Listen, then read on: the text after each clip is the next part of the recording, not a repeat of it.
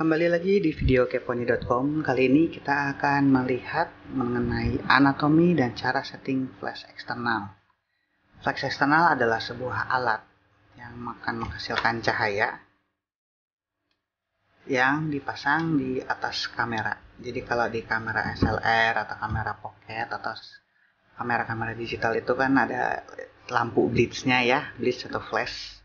Nah, ini adalah versi besarnya, jadi kamera ini taruh di atasnya. Nah, flash eksternal itu dia memiliki banyak keuntungan dibandingkan flash yang ada di dalam kamera. Yang pertama, karena flash eksternal itu berada di luar, artinya dia bisa diatur posisi dan arahnya. Ini bisa diputar-putar, bisa di ke atas ke bawahin, bahkan bisa ke belakang.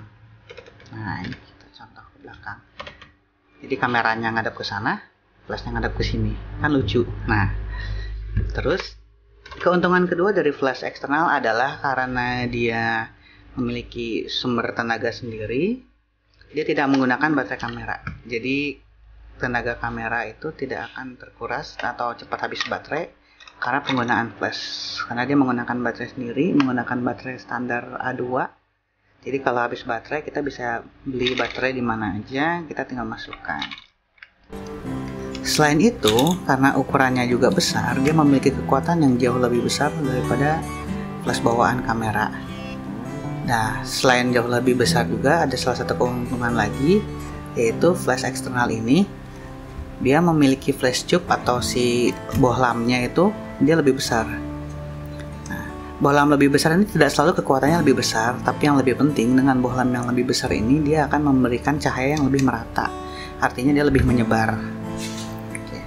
Ini adalah flash eksternal yang biasa saya gunakan. Ada beberapa jenis, cuman kali ini kebetulan yang ada adalah yang ini.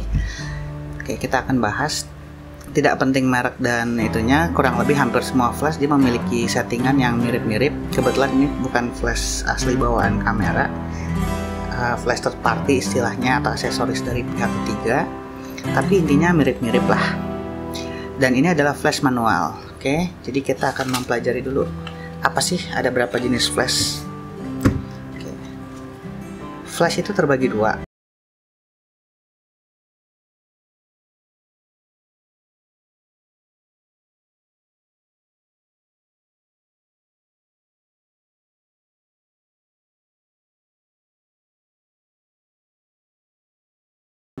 Lens alias otomatis.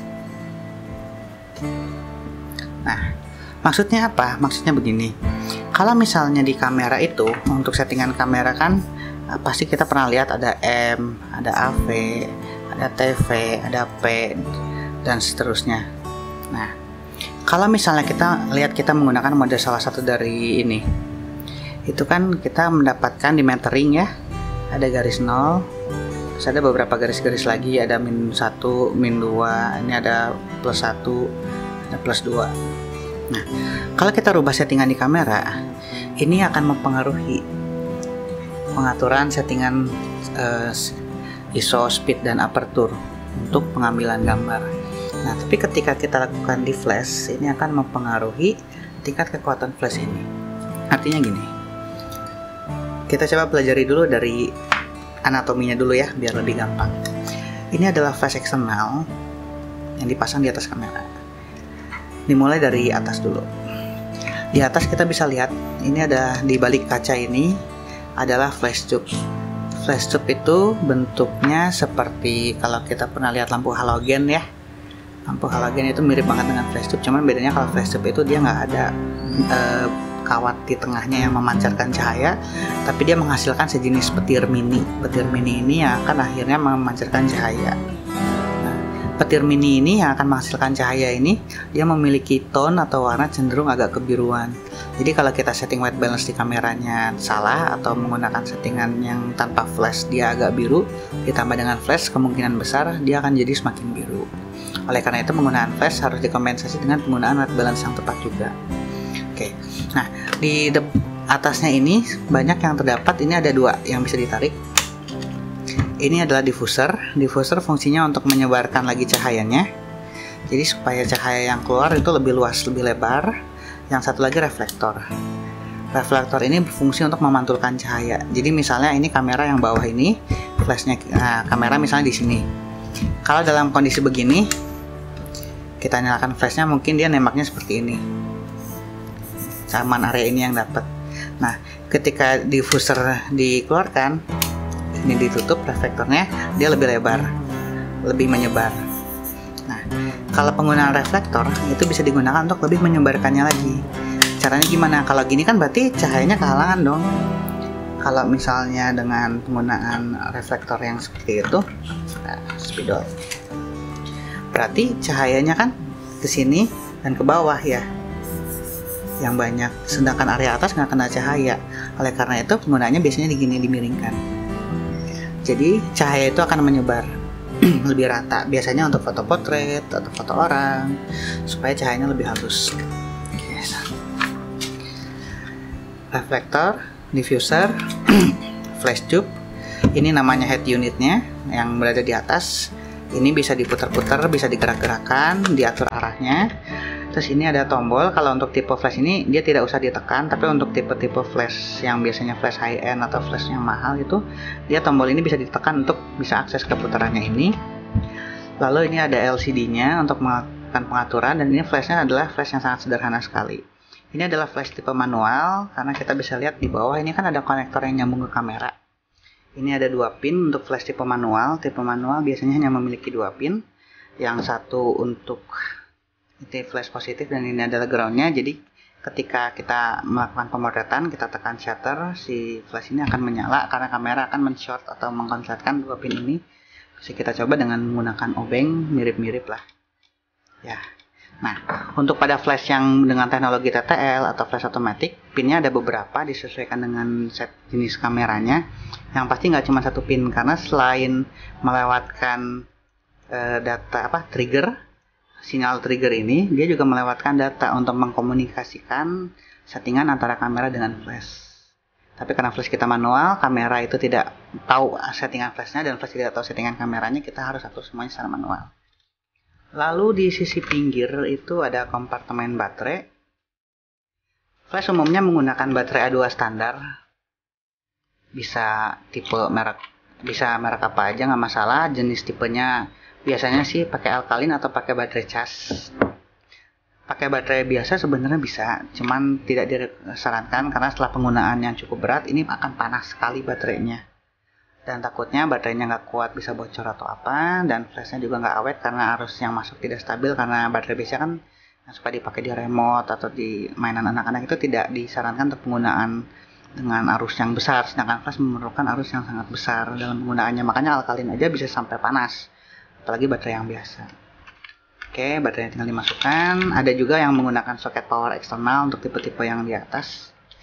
Lalu di sebelah pinggir ini ada yang bisa dibuka. Ini adalah soket untuk power eksternal yang tadi saya sebutkan. Jadi ini ada dimasukkan ke kotak baterai tambahan lagi.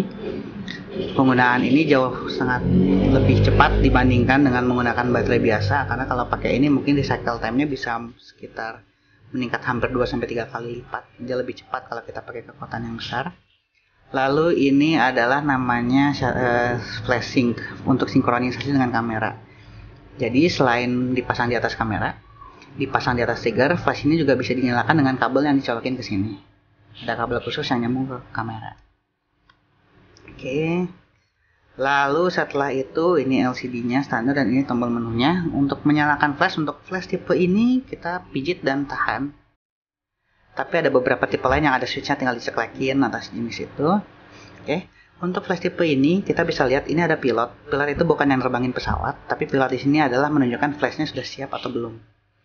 Untuk tipe yang ini, ketika dia menyala merah, berarti dia flash bisa siap digunakan, dan tombol pilot ini bisa dipencet untuk melakukan pengetesan. Nah, kita coba gedein powernya maksimum. Tutup dulu. Nah, dia akan menyalakan hijau. Ketika dia menyala hijau, dia tidak akan bisa dinyalakan flashnya. Hijau artinya dia loading, atau dia lagi melakukan refresh, dia lagi melakukan pengisian dari baterai ke kapasitor internalnya. Ketika sudah penuh, dia akan menyala merah baru bisa digunakan. Jadi kalau misalnya kalian motret dengan flash di set kekuatannya besar, ini saya pakai 1 per 1 misalnya, itu mau motret jepret langsung dalam jumlah banyak, pasti akan ada di mana flashnya nggak nembak atau flashnya nggak nyala, karena flashnya perlu waktu untuk loading. Tapi hal ini tidak ditemui kalau kita pakai power yang kecil, misalnya sepertiga 2, kita bisa melakukan beberapa kali penembakan tanpa lampunya berubah hijau. Jadi ketika dia mulai lemah, baru hijau, dia akan lakukan pengisian ulang. Oke, kita set 28 aja biar nggak silau. Setelah itu, di sini kelihatan kan? Ini tuh apa sih? Nah, pertama mode dulu. Mode kalau di flash ini dia hanya ada 4 mode ya, M, S1, S2, dan multi. Tapi kalau pada flash yang lebih canggih dan biasanya lebih mahal, itu ada mode namanya TTL. Kita akan pelajari TTL-nya dulu. Mode TTL alias through, gini ya nulisnya, the lens. Maaf ya kalau bahasa Inggrisnya salah, pokoknya intinya mah melalui lensa. Apanya? Nah, melalui lensa itu adalah pengaturannya. Pengaturan. Nah, misalnya gini, ini ada kamera yang dipasang flash eksternal. Oke, kita motret sebuah apa ini? Jeruk misalnya. Jeruk. Nah, pada mode TTL, flash itu sebenarnya akan 2 kali menyala. Flash 2 kali menyala, jadi yang ada yang namanya pre-flash, lalu baru ada flash yang benarnya. Nah, fungsinya apa? Pre-flash itu adalah digunakan untuk mengukur kekuatan yang dibutuhkan oleh flash yang sesungguhnya. Jadi ketika dia menyalakan pertama, flash akan menyalakan. Menyala, dia akan menabrak objek, lalu objek akan memantulkan cahaya kembali ke lensa. Nah, kamera akan menghitung berapa tingkat keterangan flash yang balik ke lensa dan segala macam parameter-parameternya untuk memberitahukan kepada flash, ini loh flash kamu berikutnya kekuatannya harus sekian supaya objek ini warna terangnya bagus. Apakah diterangkan, apakah digelapkan? Artinya dengan mode TTL ini salah satu keuntungan utamanya adalah dia automatic. Kita nggak usah mikirin settingan flashnya, nggak usah mikirin power flashnya berapa dan segala macamnya, karena dia akan mengikuti settingan kamera.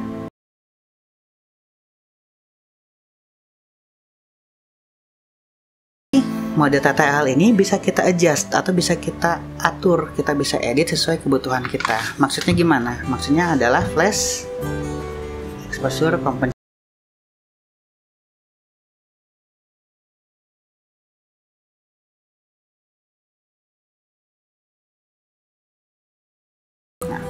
Misalnya kita motret sebuah objek, kita anggap ini jaraknya misalnya berapa meter gitu ya.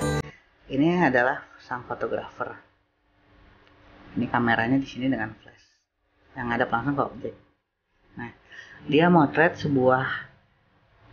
misalnya di sini ada model yang mau difoto dengan latar belakang ini adalah tembok. Ini tembok. Nah, flash ini bertugas untuk menerangi objeknya ini kan. Nah, sedangkan tembok akan diterangin oleh cahaya ambience yang ada. Di layar kamera itu biasanya bentuknya akan begini. M, F sekian, 1/sekian, ISO sekian. Di sini ada metering kamera. Ketika flash exposure compensation itu bisa diaktifkan dengan mencari gambar petir yang ada tanda plus minusnya biasanya, atau harus lihatnya dari tiap kamera beda-beda jenisnya.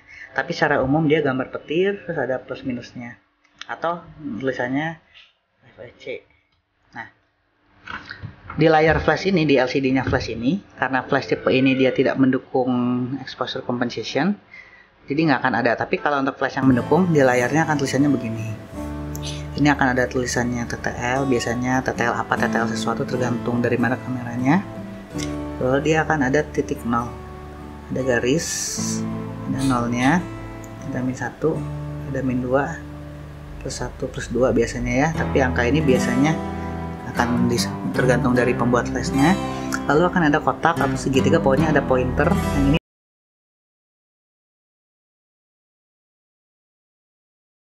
Jadi untuk merubah kekuatan flash kita cukup menggeser ini nih, si kotak ini ke kanan atau ke kiri sesuai kebutuhan. Biasanya coba jepret dulu di 0, jepret 0. Kalau kurang terang geser kanan, kurang gelap geser kiri. Oke. Nah, selanjutnya adalah manual. Nah, manual ini kayaknya bisa dibuka biar agak jelas.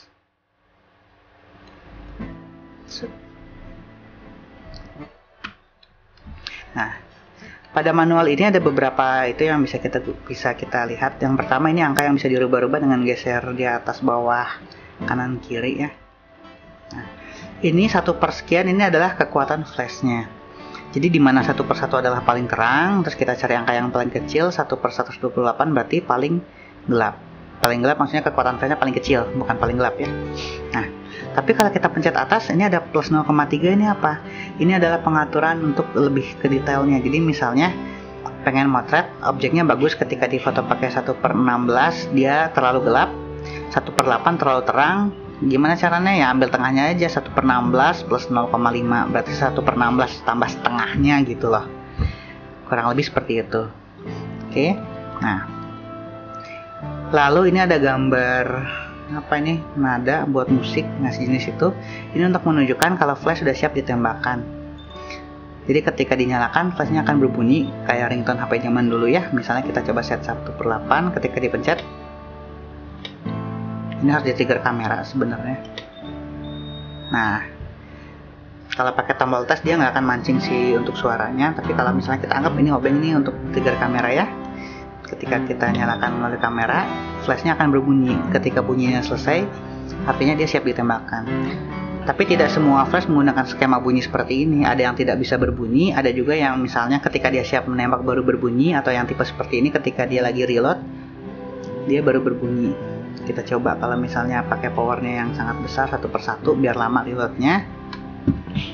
Kita lihat. Nah, dia akan melakukan loading, masih hijau berarti masih loading. Kita harus tunggu sampai merah, ketika sudah merah siap digunakan, dia berbunyi. Oke. Lalu yang kedua yang kelihatan adalah zoom. Nah, kita ulangin untuk yang zoom. Zoom ini adalah untuk mengatur luas lebar jangkauan pancarannya. Jadi sama kayak kalau kita ngezoom kamera atau pakai lensa yang bisa di zoom itu 24 mili itu lebih lebar jangkauan sinarnya, sedangkan 105 misalnya itu dia lebih sempit. Misalnya gini, dalam 105 mili ini adalah area yang terkena sinar. Oke. Nah, si area ini akan terkena sinar, di mana si area yang di dalam sini akan lebih terang.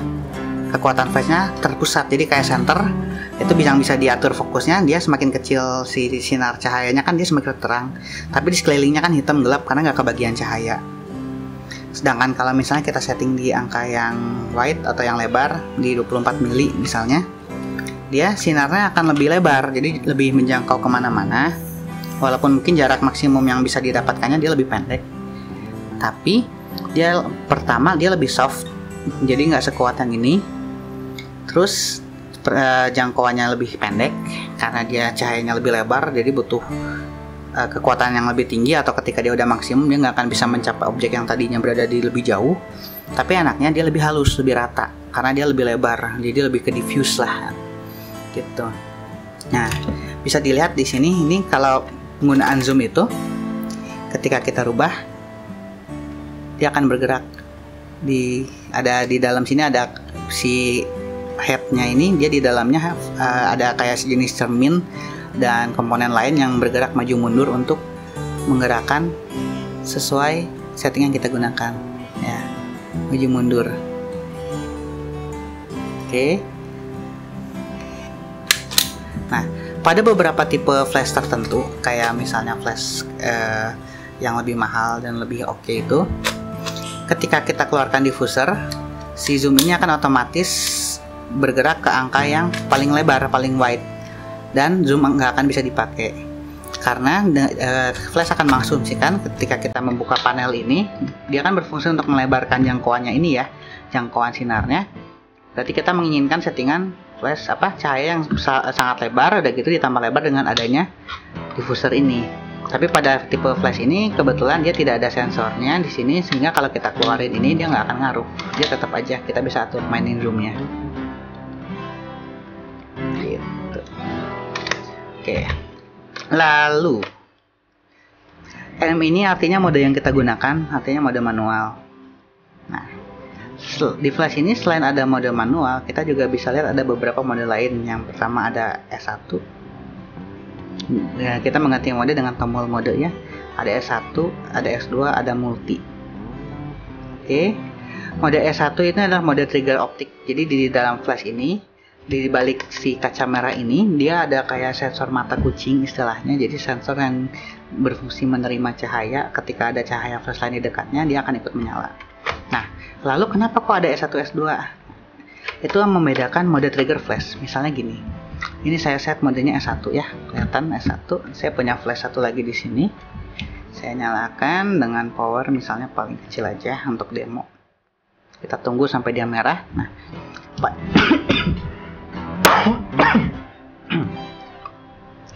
pada mode S1 itu dia akan menyala trigger, istilahnya dalam trigger ya, untuk trigger dari flash manual lainnya, atau dari trigger dari flash yang di-trigger dengan trigger wireless yang manual yang tidak TTL.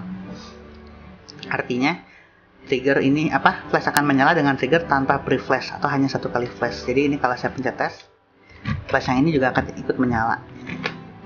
Kita lihat. Jadi kita pencet satu, dua-duanya ikut menyala. Kelihatan nggak ya? Pokoknya dua-duanya nyala aja. Mungkin nggak terlalu kelihatan di kamera karena terlalu cepat. Oke, nah mode S2 digunakan untuk menghubungkan flash ini secara wireless ke kamera dengan flash internal atau dengan flash eksternal lain di mode TTL.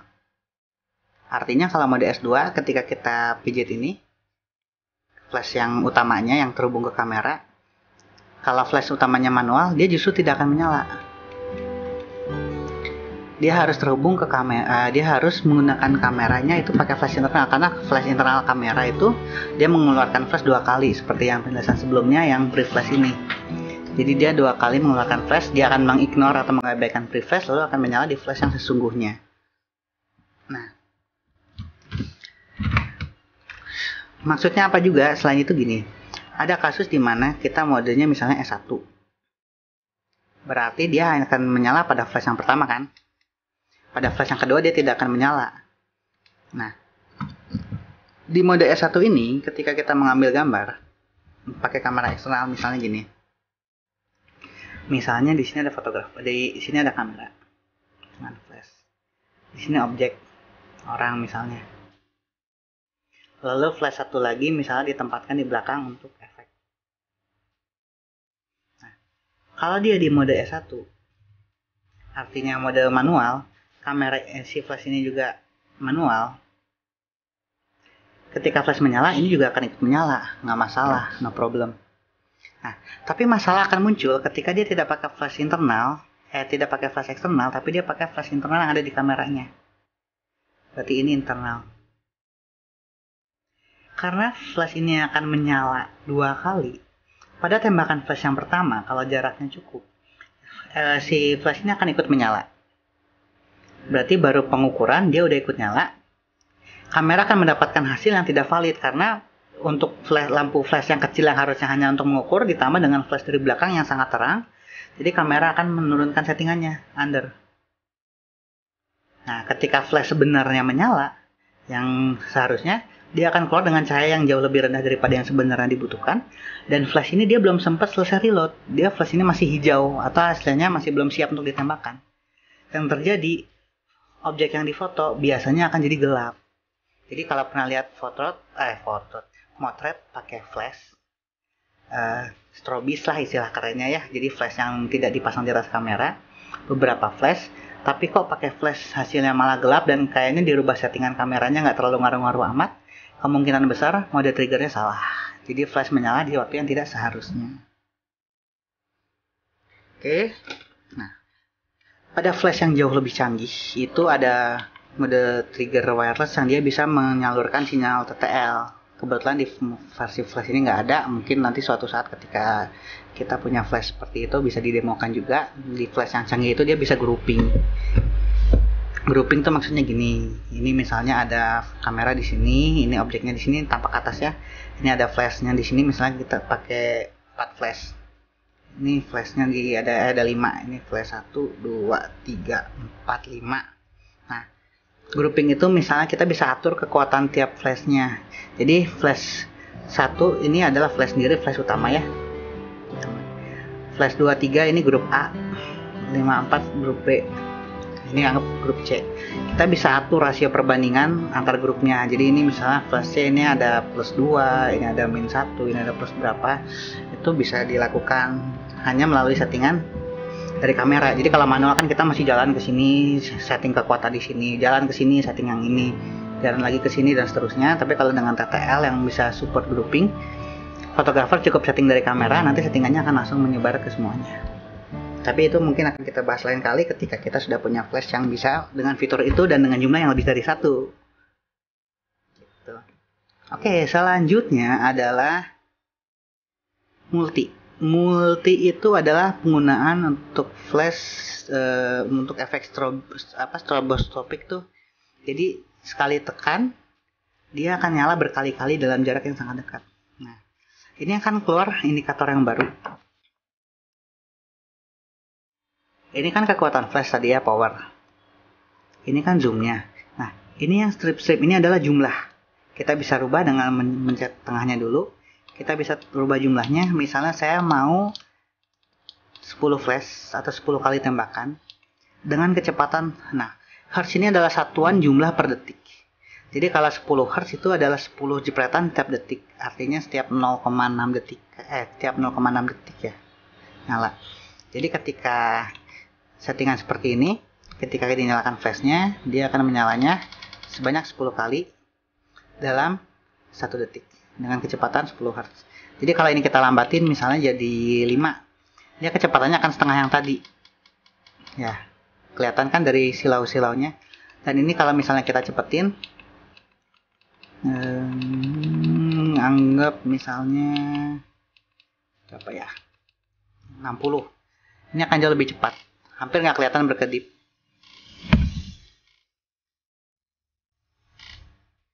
Gitu. Nah, untuk mode ini digunakan untuk membuat biasanya untuk kreasi atau efek ya, untuk membuat kayak misalnya pakai mode bulb.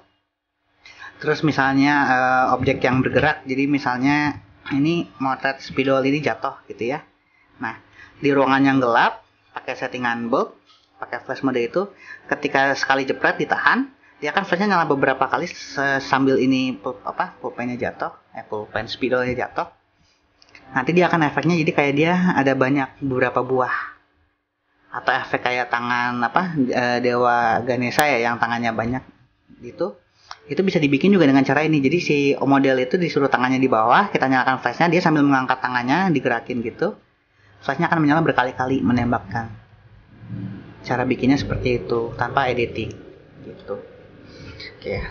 Untuk flash manual sebenarnya intinya seperti itu, tapi ada satu fitur yang harus diketahui dari flash otomatis yang akan sangat berguna sekali. Ada 2 sebenarnya, salah, bukan 1. Oke. Yang pertama adalah HSS. Jadi kalau flash kamu mendukung, ini sangat berguna. Atau High Speed Sync. Oke. HSS itu apa? HSS adalah gini, pernah nggak nyadar kalau misalnya kita lagi setting kamera speednya 1/600 misalnya, atau 1/800, kita pasang flash external jepret, atau speednya langsung jatuh ke 1/200. Jadi biasanya kasus yang terjadi itu di hasil fotonya, misalnya ini foto orang, dengan speed 1/200 ke bawah, misalnya 1/60, 1/80, 1/4, atau bahkan 1 detik, dia baik-baik aja, lancar-lancar aja, terang, bagus, rata gitu misalnya. Tapi begitu kita pakai speed di atas 200, misalnya 1/600, tiba-tiba sebagian jadi gelap, hitam. Atau misalnya ada area yang terang, terus ada area yang gelapnya juga. Itu karena speed yang kita gunakan terlalu tinggi. Untuk mengatasinya bagaimana?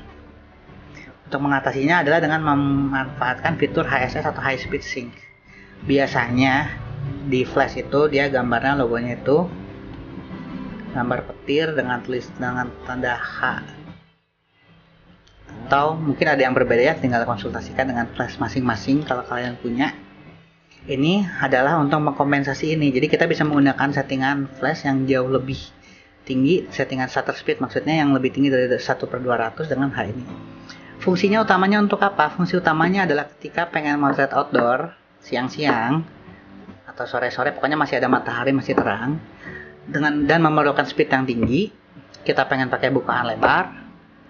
Nah, ini jadi masalah. Maksudnya gimana?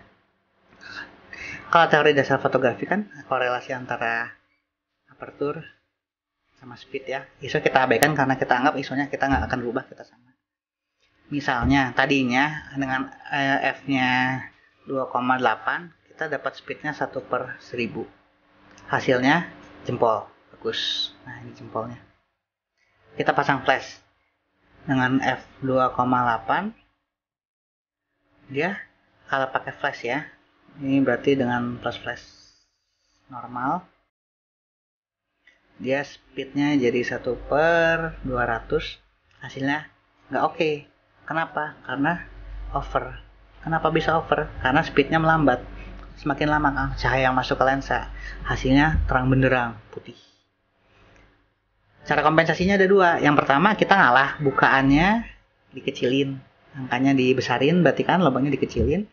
Tapi efek sampingnya apa? Bokehnya hilang. Atau istilahnya belakangnya nggak ngeblurnya nggak secantik yang kita pengen dengan f/2.8 ini. Terus solusinya gimana? Kita bisa nyalain HSS. Dengan HSS ini, dia akan bisa lebih dari 200. Untuk flash detail, biasanya dia akan ngunci sendiri ketika dimasukin si flash ini ke kamera. Flash yang udah otomatis, shutter speed kamera emang nggak akan bisa dirubah lebih dari 200 sebelum model HSS itu dinyalakan. Tapi untuk model flash yang manual seperti ini kan dia tidak ada komunikasi dengan kamera. Jadi ketika kita set speed di atas 200, misalnya 600, 800, atau bahkan sekitar 310, kita motret indoor, misal dalam ruangan jadi yang gelap, kita pakai flash, langsung akan kelihatan ada garisnya ini. Dia akan langsung kelihatan dia ada sebagian, pokoknya ada bagian yang gelap aja yang hitam. Gitu. Ini HSS. Yang kedua adalah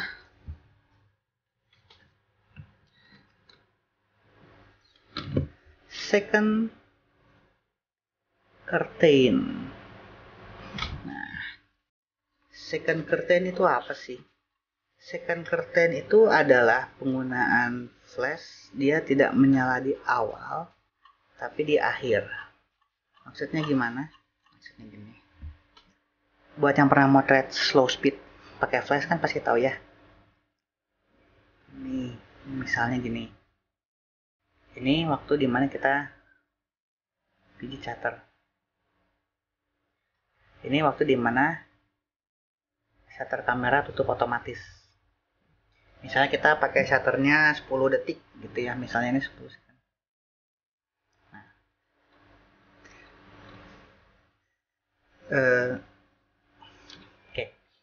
Dari pijit shutter ini ke shutter tutup, kalau kita pakai flash itu akan selalu menyala di awal. Jadi kalau misalnya kita motret mobil yang bergerak, ini hasilnya misalnya contohnya ya, ini motret mobil, kita jepret, berarti kan flash menyala di awal. Ini mobilnya di sini nih, ini anggap mobil ya. Tapi bayangannya malah ada di sini, yang ngebayangnya itu artinya di sini. Jadi aneh kan, masa mobilnya ngadep ke sana, tapi ngebayangnya malah di sini. Kenapa? Karena flashnya nyala di awal. Harusnya flashnya nyala di akhir supaya bayangannya di sini atau si mobilnya apa yang samar-samar di sini, ketika flash nyala dia ada di sini di sebelah kanan. Nah, misalnya mobil ngadep ke sana. Jadi yang benar kan ini mobil. Nah, ini lampunya biar kelihatan arahnya. Ini ada jendelanya, ada nyetirnya. Nah, ketika kita jepret, hasil yang diinginkan adalah mobilnya karena ngadep ke sana dia ada di kanan frame, dan di sini ada yang bayangan mobilnya itu, yang efek-efeknya itu loh, yang efek garis-garis dan segala macamnya. Efek garis dari lampu biasanya kan, lampu rem, lampu segala macam. Bukan seperti ini, dia garisnya malah di belakang mobilnya. Nah, caranya gimana? Adalah dengan menggunakan second curtain. Dengan second curtain ini, tadinya flash yang dia menyala di awal, baik pre-flash maupun flash utama, dia akan menyala di akhir.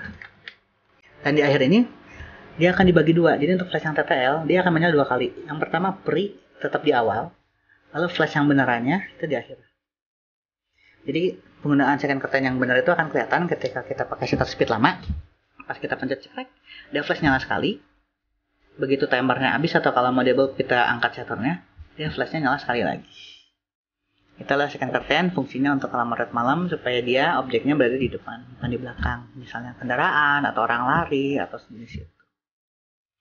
Oke, kurang lebih itulah video singkat tentang apa tadi judulnya ya. Coba. Nah, itulah video singkat tentang anatomi dan setting flash eksternal.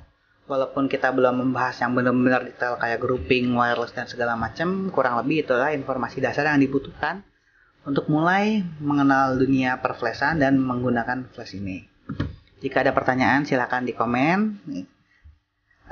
Kalau misalnya merasa bermanfaat, silakan di-share sebanyak-banyaknya, undang teman-teman, rekan-rekan semua untuk subscribe di channel Keponi. Karena update-update mengenai pelajaran fotografi ini akan sering kami update di Keponi dan topik-topik menarik lainnya juga bisa ditemukan di sini. Kurang lebih seperti itu. Saya Parmadi Budi Prasetyo untuk keponi.com. Sampai ketemu di video berikutnya. Terima kasih.